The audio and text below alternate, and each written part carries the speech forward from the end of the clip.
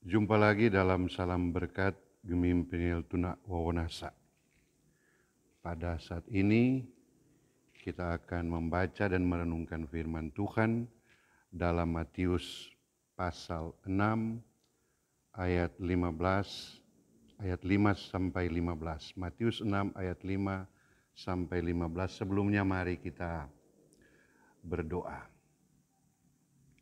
Kami bersyukur untuk segala pemeliharaan pertolongan-Mu Tuhan bagi kami semua sampai pada saat ini.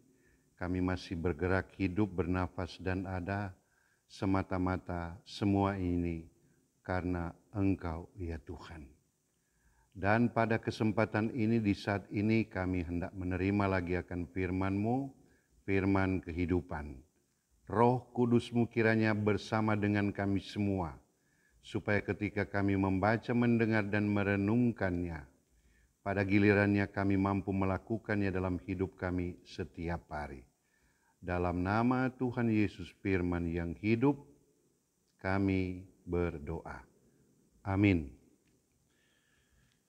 Dalam Injil Matius pasal 6 ayat 5 sampai 15, hal berdoa.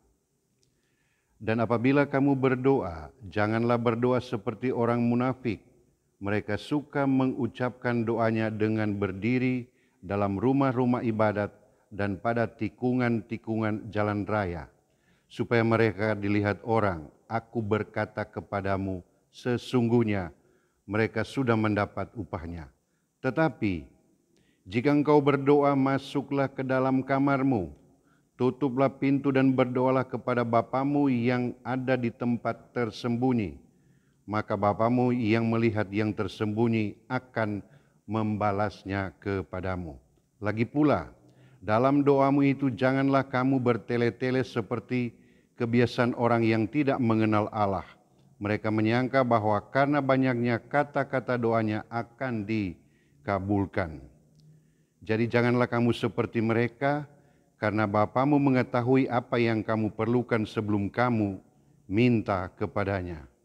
Karena itu berdoalah demikian: Bapa kami yang di sorga, dikuduskanlah namamu, datanglah kerajaanmu, jadilah kehendakmu di bumi seperti di sorga. Berikanlah kami pada hari ini makanan kami yang secukupnya, dan ampunilah kami akan kesalahan kami, seperti kami juga mengampuni orang yang bersalah kepada kami. Dan janganlah membawa kami ke dalam pencobaan, tetapi lepaskan kami daripada yang jahat. Karena Engkaulah yang punya kerajaan dan kuasa dan kemuliaan sampai selama-lamanya. Amin. Karena jikalau kamu mengampuni kesalahan orang, Bapamu yang di sorga akan mengampuni kamu juga.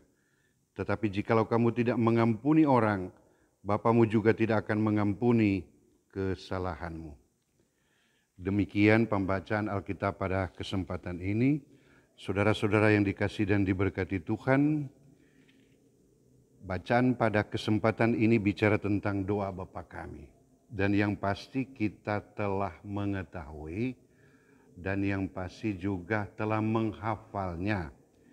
Karena setiap kita beribadah, apalagi di tempat-tempat ibadah di rumah gereja, kita mengucapkan doa ini.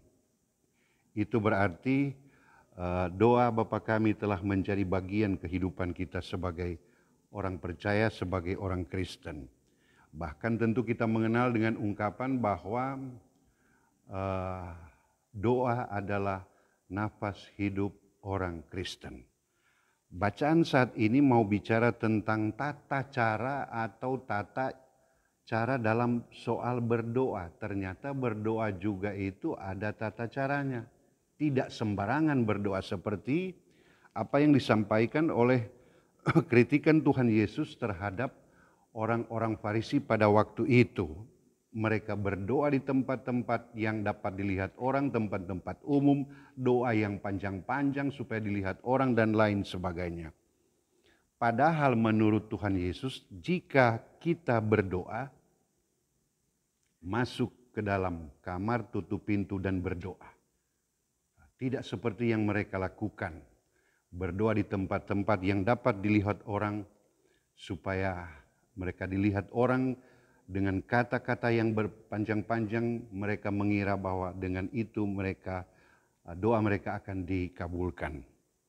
Lebih daripada itu, bagian terakhir dalam ayat-ayat bacaan saat ini, khususnya ayat 14 dan 15, bicara tentang pengampunan.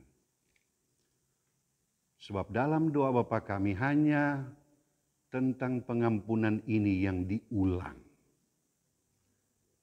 Tidak pada unsur-unsur yang lain. Mau mengatakan bahwa sebenarnya dan pada prinsipnya pengampunan merupakan hal yang sangat penting dalam kehidupan kita sebagai orang percaya. Artinya, kalau kita tidak mau dan mampu mengampuni orang lain dengan kesalahan yang mereka lakukan menurut kita, kita juga tidak akan diampuni oleh Tuhan dengan apa yang kita lakukan kepada orang lain. Itu berarti pengampunan sangat penting dalam kehidupan kita. Sebab kalau kita melepaskan pengampunan kepada orang lain, yang pasti kita akan terbebas dari beban pergumulan-pergumulan hidup, dendam, kebencian, dan lain sebagainya, yang pada prinsipnya semua itu iri, benci, dan dendam akan merusak hati dan kehidupan kita. Karena itu lepaskanlah pengampunan kepada siapapun dia. Bahkan lebih daripada itu, melupakan kesalahan orang lain. Supaya kita diberkati dalam kehendak Tuhan. Amin. Mari berdoa. Terima kasih Tuhan, kami telah belajar firman-Mu lagi saat ini. Kiranya firman ini akan menjadi berkat bagi kami semua dan merembes dalam kehidupan kami setiap hari. Dalam nama Tuhan Yesus, kami bersyukur dan bermohon kepadamu ya Bapa. Amin.